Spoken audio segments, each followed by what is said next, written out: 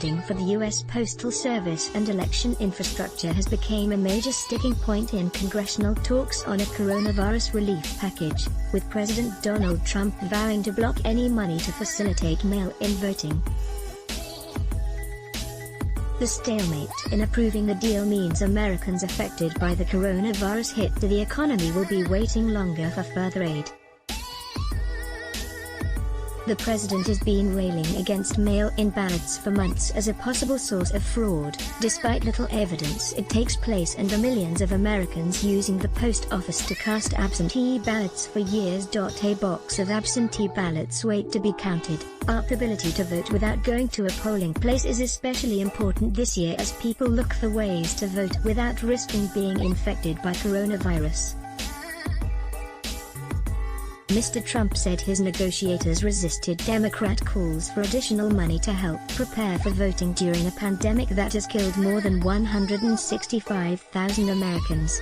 The items are the post office and the $3.5 billion $4.8 billion for mail-in voting, Mr. Trump told Fox Business Network, saying Democrats want to give the post office $25 billion $34 billion. If we don't make the deal, that means they can't have the money, that means they can't have the universal mail-in voting. It just can't happen. Democrats have cried foul, accusing Mr. Trump and his party of trying to make it harder for Americans to vote, as opinion polls show him trailing his Democratic rival, former Vice President Joe Biden. I initially was hopeful this wasn't an intentional effort to throw the election, Democratic Senator Chris Coons said on MSNBC.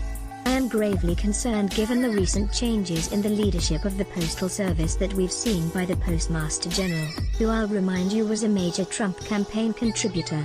The White House negotiating team of Treasury Secretary Steve Mnuchin and Chief of Staff Mark Meadows has not met with House Speaker Nancy Pelosi and Senate Minority Leader Chuck Schumer in 6 days. When the congressional Democrats and Trump's negotiators last met in person on Friday, they were some $2 trillion $2.7 trillion apart in their negotiating positions.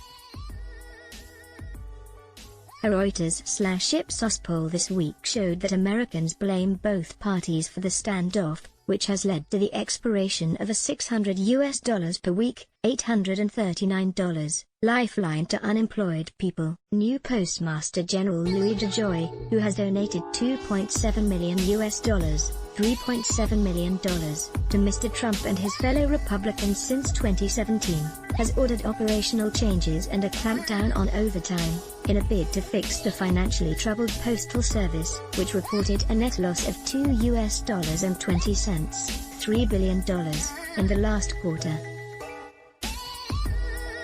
People in Australia must stay at least 1.5 meters away from others. Check your state's restrictions on gathering limits.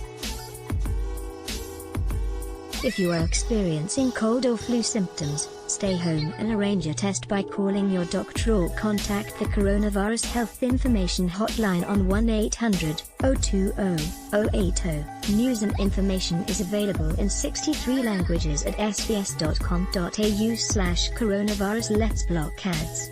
Why? Show your love for him. Click the link in description. Thanks for watching.